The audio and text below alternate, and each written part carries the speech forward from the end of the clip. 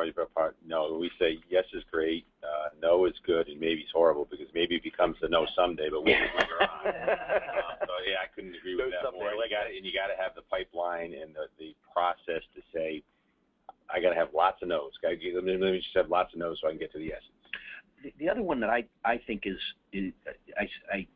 underdeveloped is you don't have to do business with the person that you meet, but they may be a good reference into somebody else. The other one is just mining your existing relationship. I'm sure you guys, I don't think everyone does that as well. It's just like I had a good friend of mine, another private equity guy, met with yesterday, asked for an audit recommendation, someone who is healthcare related that can do an audit for him.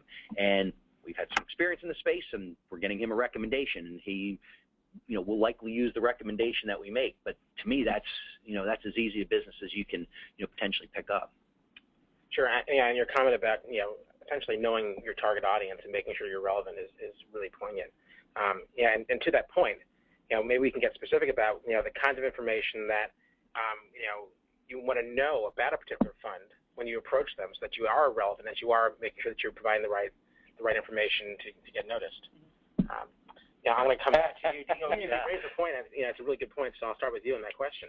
Yeah, I mean, look, again, it's very service specific, right? So with GLG, we're a new client. We had not been a client for the first 5 years, and we analysis and felt it was a gap that we had.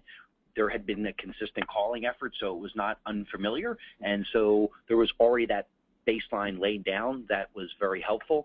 But then there's other times where we're not thinking about the service. So, Jay and I were talking, on reps and warranty insurance. It's something that is, really becoming much more